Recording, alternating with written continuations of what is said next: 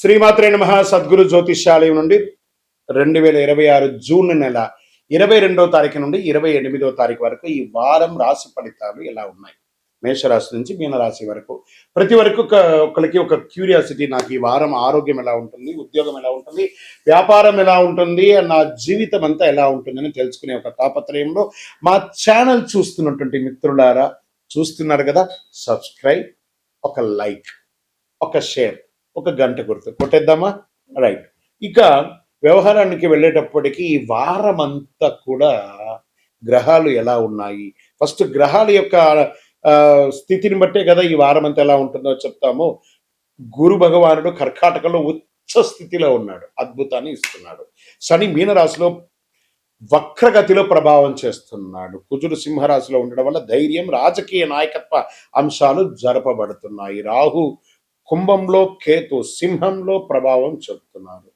ఇవన్నీ కూడా చంద్రగ్రహ రాశి ప్రకారంగా చూస్తున్నాం. జాతకం పడుతున్న వర్షానికి ఒక గొడుగు మాత్రమే, కానీ జాతకం జీవితం కాదు. మీరు మిమ్మల్ని నమ్మండి, మీ యొక్క జీవితాన్ని నమ్మండి, మీ యొక్క ఇష్టదేవాన్ని నమ్మండి. ముందుగా మేషరాశి మిత్రులారా, ఈ వారం మీకు ఫస్ట్ వ్యాపారం ఎలా ఉంటుంది అని చెప్పి చూసుకుంటే కొత్త ఒప్పందాలు లాభిస్తాయి, భాగస్వామి వ్యాపారాలు మెరుగుపడతాయి. బాగుంది కదా. ఇక్కడ నుంచి ఆర్థికంగా పాత బకాయిలన్నీ వసూలు అవుతాయి. పెట్టుబడులు మాత్రం జాగ్రత్త, రాంగ్ ఇన్వెస్ట్మెంట్ చేయకండి. ఇంకా ఉద్యోగంలో ప్రమోషన్స్, ట్రాన్స్ఫర్స్, కొత్త బాధ్యతలు వచ్చే అవకాశాలు ఉన్నాయి. ప్రభుత్వ ఉద్యోగాలకి అనుకూలంగా ఉంటుంది. ఇంకా సర్వీస్ సెక్టర్, ఐటీ, బ్యాంకింగ్, బీమా రంగం వారికి మంచి అవకాశాలు ఉన్నాయి. సినిమా, టీవీ కళాకారులకి కొత్త ప్రాజెక్టులు చర్చలు అవుతాయి. సోషల్ మీడియాలో గుర్తింపు ఎక్కువ వచ్చే అవకాశాలు ఉన్నాయి. విదేశీయ ఉద్యోగం, విదేశీయ విద్య కోసం ప్రయత్నం చేసే వీసా, ఇంటర్వ్యూ, డాక్యుమెంటేషన్ అన్ని అనుకూలంగా ఉన్నాయి. వారం గెట్ రెడీ, బయలుదేరబోతున్నారండి, సముద్రం దాటబోతున్నారు, గెట్ రెడీ. కుటుంబ విషయంలో కుటుంబంలో ఆనందమైనటువంటి వాతావరణం ఉంటుంది. ప్రేమికులు ప్రేమ వ్యవహారం ముందుకు సాగే అవకాశాలు ఉన్నాయి. విద్యలో పోటీ పరీక్షలో మంచి ఫలితాలు పొందుతారు విద్యార్థులారా. కోర్టు కేసులు నెమ్మదిగా మీకు అనుకూలంగా అవుతుంది. రియల్ ఎస్టేట్, ప్లాట్లు, ఇల్లు కొనుగోలులో చర్చలు జరుగుతాయి. రాజకీయ నాయకులకి పార్టీలో గుర్తింపు, ప్రజాక్షేత్రంలో జాగ్రత్త. ఆరోగ్యం పట్ల తలనొప్పి, బీపీ, షుగర్ లేదా కంటికి సంబంధించినటువంటి ఒక డిస్టర్బెన్స్, సైనస్ ప్రాబ్లం, ముక్కుకు సంబంధించిన ఉన్నాయి, జాగ్రత్త. షేర్ మార్కెట్ మధ్యస్థ లాభం అని కూడా చెప్పొచ్చు. వ్యవసాయదారులకి బాగుంది. అదృష్ట సంఖ్య 9, అదృష్ట రంగు ఎరుపు, అదృష్ట దిక్కు తూర్పు. హనుమాన్ దేవాలయంలో దర్శనం చేసి 19 ప్రదక్షిణాలు చేసి హనుమాన్ చాలీసా పారాయణం చెయ్యండి. ఎర్ర పుష్పంతో అర్చన చెయ్యండి. పేదవాళ్ళకి ఒక చెప్పులు దానం, నల్ల రంగు చెప్పులు పేదవాళ్ళకి కొత్త చెప్పులు దానం ఇవ్వండి. విద్యార్థులకి పుస్తకాలు ఇవ్వండి, అద్భుతంగా ఉంటారు. విజయోస్తు. ఇంకను మీ యొక్క వ్యక్తిగత జాతకం తెలుసుకోవడానికి మీ పరిసర ప్రాంతాల్లో ఉన్నటువంటి గురువుల్ని సంప్రదించండి. లేదు గురుగారు, మేము మీ దగ్గరనే తెలుసుకోవాలని అనుకుంటున్నాము. అయితే ఏం చేస్తారంటే డిస్ప్లేలో కనబడుతున్నటువంటి నెంబర్కి మీ పేరు, మీ డేట్ ఆఫ్ బర్త్, మీ ప్లేస్ ఆఫ్ బర్త్, మీ టైమ్ ఆఫ్ బర్త్ కంపల్సరీ పెట్టండి. వాట్సాప్ చేయండి, తప్పకుండా మా అడ్మిన్స్ మీకు రిప్లై ఇస్తారు. ఇంకా ఈ జాతకం కాకుండా మాకు ఏమైనా ఇంకా అదృష్టకరమైనటువంటి వస్తువులు ఏమైనా ఇస్తారంటే అతి శక్తివంతమైనటువంటి 48 రోజులు పూజ చేసినటువంటి కరుంగాళి మాల కూడా మన యొక్క ఆర్గనైజేషన్ నుంచి వస్తుంది. మన దేవాలయంలోనే పూజ చేసి అందిస్తున్నాము. కావలసిన వారు సంప్రదించారు. దేవుడు మనకు జీవితంలో పరీక్షలు ఎందుకు పెడుతున్నారని ఒక ప్రశ్న అడుగుతున్నారు. దేవుడు మనకు పరీక్షలు పెట్టడం, మనకు ఆయనకేం పని లేదండి. మిమ్మల్ని ఎంచుకొని మీకు పరీక్షలు పెట్టడం అనేది కాదు. మనం ఎంచుకున్నటువంటి దారి, ఆ దారిలో మనం పుట్టినప్పటి నుంచి మరణించేంత వరకు నీ యొక్క రాత ఇది అని చెప్పి రాసి పంపించేస్తాడు. అర్థమైందా? ప్రతి ఒక్కరికి కూడాను ఈ యొక్క తల్లిదండ్రులకి పిల్లవాడు గాను, ఒక భార్యకు ఒక భర్తకు భర్త భార్య గాను, భార్యకు భర్త గాను, పిల్లలు గాను, అత్తమామలు గాను, ఫ్రెండ్స్ గాను, ఉద్యోగం గాను, వృత్తి గాను నిర్ణయించబడింది మరణం వరకు. మరి ఇందులో వచ్చే పరీక్షలు అంటారు చూసారా, భగవంతుడు దీన్ని కొంచెం ఫర్నిష్ గా చెప్పుకుంటే చెరిష్ ద గిఫ్టర్, అబ్యూస్ ద గిఫ్టర్ అని అంటారు అనమాట. భగవంతుడు మనకు ఒక అద్భుతమైనటువంటి గిఫ్ట్, ఈ శరీరాన్ని ఇచ్చాడు. దేహో దేవాలయ అని చెప్పేసి ఒక జీవితాన్ని, మానవ జన్మనిచ్చాడు. ఇందులో మనము చక్కగా పరోపకారార్థి ఇదం శరీరం అనుకుంటూ మనం చేయాల్సిన కార్యక్రమాలు చేసుకుంటూ ఇతరులను చేసుకుంటూ పోతే అన్ని రకాలుగా ఉంటుంది. ఎప్పుడైతే మనలో స్వార్థం అది వస్తుందో, ఆశ అవన్నీ పెరుగుతుందో, అప్పుడు దారి తప్పుతూ ఉంటాం. ఆ దారి తప్పినప్పుడు అవసరాలు పెరుగుతాయి. ఆ అవసరాలు తగ్గట్టుగా అవకాశాలు ఉండదు. దానికి అప్పులు చేయడము, లేకపోతే ఇతరులను ఏమార్చడము, సమాజంలో ఇబ్బంది పెట్టడము. దాన్ని మనం ఏం చేస్తాం, భగవంతుడు నాకే ఇన్ని కష్టాలు ఇస్తావా అని భగవంతుడిని బ్లేమ్ చేయడం. ఆయనకి ఏమైనా పన? మీరు పుట్టినప్పటి నుంచి మీరు మరణించేంత వరకు ఒక్క క్షణం కూడా ఆగకుండా గుండె కొట్టుకుంటూ ఉంటుంది. అప్పుడు మీకు పరీక్ష పెడుతున్నాడా భగవంతుడు, అనుగ్రహం ఇస్తున్నాడా? మనమైనా ఒక్కొక్కసారి శ్రద్ధగా ఉండం, అలా పడుకుంటాం, ఇలా లేస్తాం. మీరు పడుకున్నా, లేసినా, తిన్నా, ఏమేమి వేషాలు వేసినా వాటన్నిటినీ సగిస్తూ భావిస్తూ మీ హృదయం lub dub lub dub lub dub lub డబ్ను కొట్టుకుంటూ ఆ ప్రాణవాయువుని ఇచ్చే భగవంతుడికి కృతజ్ఞత చెప్పండి. కానీ భగవంతుడు ఇబ్బంది పెట్టాడు, భగవంతుడు అనుగ్రహప్రదాయుడు. మీ ఆశలు, మీ అలవాట్లను అదుపులో పెట్టుకుంటే జీవితం అంతా సుఖ సంతోషాలతో ఉంటారు. విజయోస్తు. గురుగారు, ఒక ప్రశ్న ఉందండి. నిజమైనటువంటి భక్తి అంటే ఆలయానికి వెళ్ళడమేనా?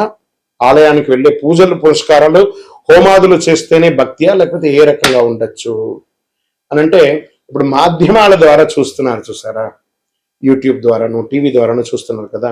ఎలా మీకు నేను కనెక్ట్ అయ్యాను? త్రూ శాటిలైట్ ద్వారా వెళ్ళి మీకు నేను కనెక్ట్ అయ్యాను కదా. అలాగే భగవంతుడి దగ్గరికి కూడా అలా కళ్ళు మూసుకొని ఉండగా ఆ స్వామివారి యొక్క దివ్యమంగళ తేజోమయమైనటువంటి రూపం కనబడి ఆ స్వామివారితో కనెక్ట్ అవ్వాలి. అది మీరు ఆలయంలో కూర్చుంటారా, ఇంట్లో కూర్చుంటారా, ఇంకో చోట కూర్చుంటారా అనేది కాదు ప్రశ్న. మీరు భగవంతుని ప్రార్థన చేస్తారా లేదా అనేది ముఖ్యం. ఎందుకు ఆలయాలకి ఒక ప్రత్యేకత ఉంది అని అంటే, ఒక యంత్ర ప్రతిష్ఠ చేసి నిత్య పూజలు చేసి ఒక పవిత్రమైనటువంటి భక్తులు అందరూ కూడా వచ్చి దర్శనం చేసుకున్నటువంటి ఎంతో పుణ్యాత్ములు నడిచిన భక్తుల యొక్క పాదధూళిలో భగవంతుడు ఉంటాడని చెప్తారు. కాబట్టి అక్కడ పవిత్రమైనటువంటి స్థలంగా ఉంటుంది. కాబట్టి ఆ దేవాలయాలకి వెళ్ళి దర్శనం చేసుకోవడం అనేది ఒక సిస్టమ్ ఉంది. కాబట్టి అక్కడ మంత్రోచ్చారణతో ఉంటుంది. కాబట్టి అక్కడికి వెళ్ళడం మంచిది. మన ఇంటిలో కూడా దేవాలయము, ఒక దేవుడు రూమ్ అనేది ఉంటుంది, అక్కడ ఉంటుంది. కానీ 24 గంటల సేపు మనలో ఆత్మ అనే ఒక దేవుడు మనల్ని పరీక్షిస్తూ చూస్తున్నాడు. తత్వమసి, దట్ ఈస్ కాల్ తత్ త్వం అసి. నువ్వు దేన్నైతే చూడడానికి, దేన్నైతే పొందడానికి ప్రపంచంలో తిరుగుతున్నావు అది నీలోనే ఉంది, చూసుకో. అహం బ్రహ్మాస్మి అని చెప్పాడు భగవంతుడు. నీలోనే ఉన్నాడు. శివం శివం శివం. ఈ శివం లేకపోతే దాన్ని శవం శవం శవం అంటారు. కాబట్టి దేవాలయానికి పూజ చేయాలా, నీలో పూజ చేయాలా అనేది కాదు. పూజ చేయి, కనెక్ట్ అవ్వు భగవంతుని. నువ్వు పూజించకపోతే కొట్టడు భగవంతుడు, కానీ పూజిస్తే నువ్వు ఇంకా బాగుంటావు. బాగా గుర్తుపెట్టుకోండి. ఆర్గ్యూ చేయడం వల్ల మనం బాగుంటామా, నెగిటివ్ అవుతామా అని అంటే, ఆర్గ్యూ చేయడం వల్ల నెగిటివ్స్ వస్తుంది. కానీ నువ్వు ఆర్గ్యూ చేయకుండా సైలెంట్ గా ఉంటే బాగా అయిపోతామంటే బాగా అయిపోమట, కానీ నెగిటివ్ అనేది తగ్గిపోతుంది. చాలదా? అదే భగవంతుడు. దేవాలయానికి వెళ్ళడం, మనం చేయడం అనేది కర్మ ఫలితం తప్పకుండా మనల్ని చేరుతుంది. అంటే కర్మ రిటర్న్స్ అంటారు చూసారా. అవును, ఎదుటి వాళ్ళకి ద్రోహం చేయాలి అని అనుకుంటే ఇక్కడ చూడండి, చెయ్యి నేను ఇలా పెట్టాను, నేను నిన్ను ఇలా ఇబ్బంది పెడుతున్నాను అని ఒకటి చెయ్యి అక్కడ చూపిస్తుంది. ఇక్కడ 1, 2, 3 వేళ్ళు నిన్ను చూపిస్తుంది. పైన భగవంతుడు చూస్తున్నాడు. 3 వేలు సమాజం నిన్ను చూస్తుంది, భగవంతుడు పైన చూస్తున్నాడు. కానీ నువ్వు చూపే వేలు ఒకటే అనమాట. అఫ్ కోర్స్ నువ్వు ఎవరికైనా చెడు చేస్తే 4 రకాలైనటువంటి చెడు నీకు రిటర్న్ ఖచ్చితంగా వస్తుంది. నువ్వు మంచి చెయ్యకపోయినా పర్లేదు, కానీ చెడు చేయకుండా ఉండు. అదే ఇతరులకు చేసే సమాజంలో ఒక మంచి విశేషం. అందుకే కర్మ రిటర్న్స్, విజయోస్తు. కృష్ణుడు మహాభారతంలో యుద్ధాన్ని ఎందుకు ఆపలేదు? ఇక్కడ మీకు మంచి ప్రశ్న. ఆయన కూడా, కృష్ణుడు కూడా యుద్ధం చేయమని చెప్పలేదు. మీరు బాగా గుర్తుపెట్టుకోవాలి. రథసారథిగా అర్జునుడికి పార్థసారథిగా కూర్చున్నాడు ఆయన. ఈయన పోయి యుద్ధం చేయడా, కర్మణ్యేవా నివాసస్తే మాపడే సుఖదాసన. ఈయన ఏం చెప్పాడు? మనమందరూ కూడా 732 శ్లోకాలు ఉన్నటువంటి భగవద్గీతను శ్రీకృష్ణుల వారే మనకు అందించారు. కొన్ని అధ్యాయాల వరకు ఆ అర్జునుడు ఆయన ఒక రైడర్ లాగా చూశాడు, ఒక సారథి లాగా, ఒక డ్రైవర్ లాగా చూశాడు. అప్పటి వరకు నేను క్షత్రియుడిని, నేను ధర్మరాజు యొక్క తమ్ముడిని, పంచపాండవుల ఒకడిని అనే ఒక ప్రౌడ్తోనే ఆ అర్జునుడు ఉంటూ ఉంటాడు. ఆ యొక్క 11వ అధ్యాయాన్ని చెప్పేటప్పుడు విశ్వరూప అవతారం ఒకటి వస్తుంది. ఆ అధ్యాయంలో స్వామివారి విశ్వరూపం ధరించి అర్జునుడికి దర్శనం ఇస్తాడు. దర్శనం ఇచ్చి అప్పటి నుంచి అర్జునుడి యొక్క బాడీ లాంగ్వేజ్ మారిపోతుంది. ఎందుకంటే స్వామి ఎటు తల ఎత్తినా స్వామివారు కనబడట్లేదట. అంటే అంతటి మహానుభావుడికి యుద్ధం ఒక లెక్కన కాదు కదా. ఎంటైర్ భగవద్గీతలు ఎక్కడ కూడా యుద్ధం గురించి చెప్పలేదు. స్వామివారు చెప్పినటువంటి ఆ 700 శ్లోకాల భగవద్గీతలో కూడా యుద్ధం గురించి మాట్లాడలేదండి, జీవితం గురించే మాట్లాడారు. శ్రీకృష్ణుడు జీవితాన్ని ఉపదేశించడానికే ఉన్నాడే కానీ యుద్ధం గురించి ఉపదేశించడానికి కాదు. మనం ఆనందంగా ఉంటే శ్రీకృష్ణుడు ప్రేమగా కనబడతాడు, మనం కొంచెం మాలిన్యంగా ఉంటే అది యుద్ధ వాతావరణంగా కనపడుతుంది. మన యొక్క బుద్ధిలోని మంచి చెడు రెండు ఉంది కాబట్టి ఆ మంచి చెడుని ఎదిగి నువ్వు ముందుకు వెళ్ళు అని భగవద్గీతలో యొక్క సారాంశంగా శ్రీకృష్ణుడు చెప్పారు. కాబట్టి అందుకే శ్రీకృష్ణుడు యుద్ధం చేయమని చెప్పలేదు, అధర్మాన్ని మాత్రం జయించమన్నాడు కానీ యుద్ధం చేయమనలేదు.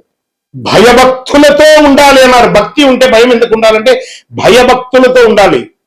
అక్కడ ఎదుటి కూర్చున్నది మనం ఒకళ్ళమే, ఈ ప్రపంచాన్ని ఏలే అఖిలాండ కోటి బ్రహ్మాండ నాయకుడు అక్కడ కూర్చున్నాడు ఎదురుగుండా. ఆయన చూసినప్పటికీ భయభక్తి ఉండాలి. దేవుని చూసినప్పుడు ఆ భయం ఉండాలి, భక్తి ఉండాలి. ఆ ఒక దేవుడు కనబడని ఒక గొప్ప శక్తిగా అక్కడ కూర్చున్నాడు. దైవం మానుష రూపేణ. అది ఎలా కనబడుతున్నాడు? తల్లిదండ్రిగా, గురువులుగా, సమాజంలో పెద్దవాళ్ళుగా, అర్చకులుగా, ఆరాధులుగా ఉన్న వాళ్ళందరినీ కూడా ఒక ప్రేమగా చూస్తే సాక్షాత్ భగవంతుని చూసినట్టుగా ఆ భయభక్తితో ఉండాలి అని అంటారు. ఆఖరికి మనకు విద్య నేర్పించిన టీచర్ దగ్గర కూడా భయభక్తులతో ఉండాలి. అదే దేవుడికి ఇచ్చే మన మర్యాద, విజయవస్తు. మనిషి యొక్క గొప్పతనం ధనంలో ఉంటుందా, ధర్మంలో ఉంటుందా అంటే పరోపకారార్థే ఇదం శరీరం. ఇతరులు బాగుండాలని ఎవరైతే కోరుకుంటారో వాళ్ళే దేవుళ్ళు, మంచి గుణం వాళ్ళ దగ్గరే ఉంటుంది. డబ్బులు సంపాదించాలి, డబ్బులు అవసరం ఉంది. ఆ డబ్బులు క్షేత్రస్థాయిని పెంచే విధంగా ఉండాలి కానీ క్షేత్రాన్ని నాశనం చేసే వాళ్ళ దగ్గర ఉండకూడదని చెప్తారు. కాబట్టి మంచితనంతో ఉన్న వాళ్ళు అందరూ క్షేమంగా ఉండాలి మనస్ఫూర్తిగా కోరుకుంటారు. విజయవస్తు.